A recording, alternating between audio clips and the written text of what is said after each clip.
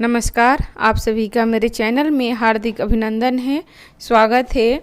आइए जानते हैं मासिक धर्म के दौरान यानी पीरियड के दौरान हमें वट सावित्री का व्रत कैसे करें कि हमें पूरा पुण्य प्राप्त हो सके।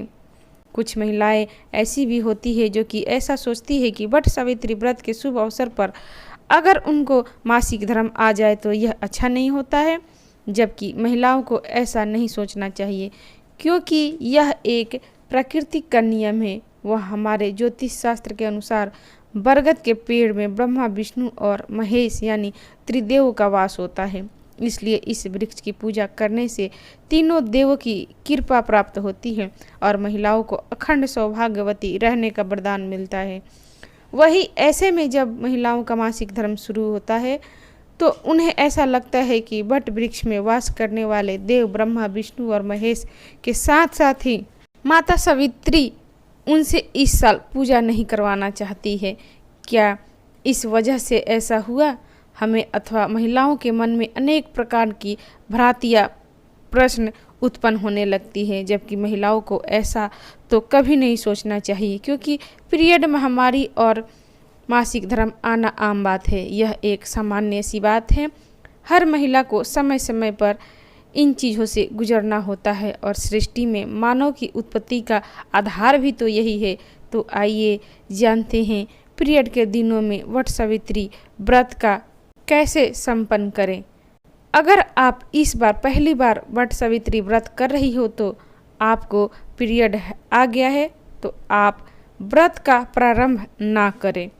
वही अगर आप पहले से ही वट सावित्री का व्रत करती हैं और वट सावित्री के दिन ही अगर आपको पीरियड आ गया है तो उस दिन आप बाल धोकर स्नान कर ले और पूजा पाठ की कोई सामग्री ना छुए।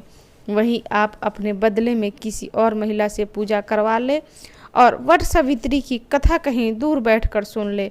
वही आप इस दिन अपने पति के पैरों को धो सकती है। जो जल पूजा करने के बाद बचता है उसे पति के पैर धोए जाते हैं। वही आप बाकी सारी विधि कर सकती है। वही आप अपने पति को रक्षा सूत्र भी बांध सकती है और अपने पति का टीका भी लगा सकती है, लेकिन इस दौरान आप भगवान के पूजा पाठ का कोई भी सामान भूल कर भी ना छुए तथा पूजा पाठ से दूरी बना लें। अगर आपके पीरियड का 5वां दिन है तो आप माता सावित्री की पूजा कर सकती हैं और गौरी माता का भी पूजा कर सकती है, लेकिन वट वृक्ष में ब्रह्मा, विष्णु और महेश का वास होता है और ये तीनों देव जब तक आप पूरी तरह से शुद्ध ना हो जाए आपको इन्हें नहीं छूना चाहिए। इसलिए इस दौरान आप पूजा ना करें और पूजन सामग्री को छूने से तथा पूजा करने से बचें। इस दिन अपनी पूजा किसी और महिला से कराकर आप संपूर्ण फल की प्राप्ति कर सकती हैं।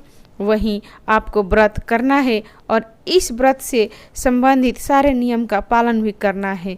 केवल आपको पूजा का कोई सामान नहीं छूना है और नहीं पूजा करना है और साथ ही साथ आपको व्रत का कथा भी सुननी है। अगले दिन आप ब्राह्मणों को दान देकर स्वयं भोजन कर ले, लेकिन स्वयं भोजन करने से पहले अपने पति को भोजन कराएं, उसके बाद स्वयं भोजन करें। तो भक्तगण, ये थी पीरियड से जुड़ी प्रस्तुति। आपको कैसी लगी? अच्छी लगी तो इसे लाइक करें, शेयर करें, मेरे चैनल को सब्सक्राइब करें। जानकारी प्राप्त करने के लिए आप सभी का धन्यवाद। नमस्कार। जय माता दी।